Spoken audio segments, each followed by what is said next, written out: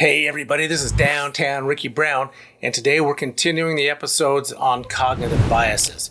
Now, people have been asking me, why should I care about cognitive biases? And the reason is because no matter what you're doing, the context here is sports betting, but if you're doing stock trading or crypto trading or any decision involving money, cognitive biases can creep into your conscious, subconscious mind and cause you to make poor judgments, poor decision making, all from cognitive biases that you may not even be aware of.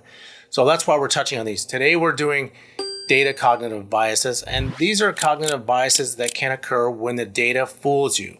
So when you're collecting data, you might be doing a good job collecting it, but the data can fool you. So that's what we're going to look at today. So the first data cognitive bias we're looking at today is called the gambler's fallacy. This fallacy can occur when people believe that a set of past random events can affect future outcomes. The coin flip is a popular example of this. So people know that it's a 50-50 chance of heads or tails when you flip a coin. However, it's 50-50 over a long period of time. So just because someone, let's say you're just making a little fun bet on how many, when they're going to flip a head, and he does like 15 tails in a row. People will think, I'm overdue for a head because it has to be 50-50 and we've already had so many tails in a row. But the past flip does not affect the present flip. So it doesn't matter how many times he's done flipped tails in a row. It does not affect the next flip. So get your head around that one first. The other name for this fallacy is the Monte Carlo fallacy, which actually occurred in 1913 in Monte Carlo at a casino at a roulette table. So what happened is the black came up 15 times in a row on the roulette wheel. So people watching were like, wow, 15, it's got to come up red now. So they start piling in, betting their money on red. But again, they're thinking, well, you can't, it has to be, I know there's a green involved, but there has to be 50-50 basically, red and black. So if this many times in a row, it has to come up red. But it's not true because the past spin of the roulette wheel has absolutely no effect on the present spin. It just doesn't matter. So these people start piling in, and it went like 26 times black. So a lot of people went broke trying to just guess that it would be red because, it has to be red because we've had just too many consecutive blacks. Not the case. Survivorship bias. This is the logical error of focusing only on entities that survived a process. So let me explain. One of the first examples you'll see of this is in finance. So you'll see people touting a stock or mutual fund, and they'll be going, our fund is so amazing. We made we make a minimum 20% a year returns, or we've made 50% returns, or some outlandish figure. And that's cool if they're telling the truth, but a lot of times they're only counting the survivors. So in their bundle, in their mutual fund, the bundles they might have they're not counting the ones they deleted, they got rid of, or ones that they had to merge because they were performing so poorly. So they're just looking at the survivors. And when you only look at the survivors, you can get optimistic beliefs about something that's not really true. One of the best examples of survivorship bias happened in World War II. So Allied planes were getting hammered over in Germany. I think they were B-17s, and the B-17s were being shot down the attrition rate was terrible. So they had engineers looking at the surviving planes who came back from the bombing raids, and they saw the bullet holes in the planes, and they said, we better put armor plating where all these bullet holes are hitting them.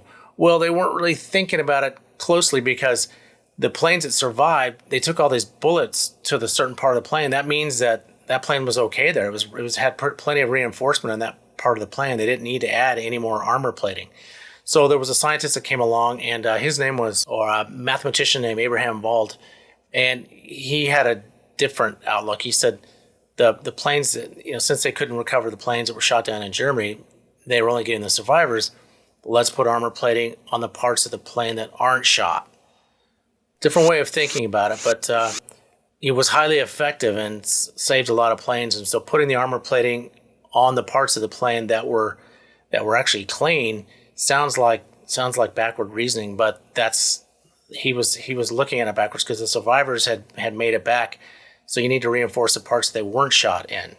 It's an interesting way of looking at things. One of the other parts of survivorship bias, you'll often hear people say, well, Steve Jobs, Mark Zuckerberg, Bill Gates, they never graduated from college. They didn't finish college. Therefore, I can drop out of college and be successful as they are. Well, you're looking at three survivors. There's plenty of people who don't finish Stanford or Harvard or Yale who don't go on to become successful. I mean, just look at this one person, Elizabeth Holmes. It just made a kind of a docudrama about her, and she started Theranos. And it was just a total scam. She got like 10 years in prison recently. So she was the same thing. She used to wear black turtlenecks, like Steve Jobs. She dropped out of Stanford. Everyone was saying, "Oh, she's the next Steve Jobs. She's the next Steve Jobs." Now, those are the three that survived. She ended up being a total con woman and just conned everybody out a bunch of money and is going to prison for it. So be careful on just selecting survivors. You need to look at the whole batch of survivors and those that didn't survive before you can come to a reasonable decision on something. Texas Sharpshooter Fallacy. This is the human tendency to see patterns where there are none. It gets its name from it's kind of like a joke. A Texan scattered a bunch of gunshots into a side of a barn, and then he went around and circled the clusters of bullets and made a bullseye and goes, "Oh, look what a great shot I am." So this fallacy you can go into depth on this one, but basically it's when people look at a big sample size of data, like on a scatter plot graph or something, and they start circling and say, "Oh, there must be a cause here to all these data points being in this certain grouping, and I think I found something." So it's those patterns, it could just be noise. They're totally random patterns, and they may not have anything to do with anything. So the best way to avoid Texas Sharpshooter Fallacy is to have a hypothesis before you start looking at data. Don't just look at clusters of data and then start assigning meaning to it. Have a hypothesis and test your hypothesis against the data after you collect it. That can help prevent you from committing the Texas Sharpshooter Fallacy. Hot hand fallacy. So the hot hand is basically, it gets its name from basketball. When you see players make a bunch of shots in a row, they'll say, "Oh, that player has the hot hand." Now researchers started calling this a fallacy because they were saying that there's no connection between a previous shot and a present shot. Kind of like the coin flip we just talked about, or the Monte Carlo fallacy. So for years, researchers dismissed the hot hand as fallacious. It said one shot has nothing to do with another.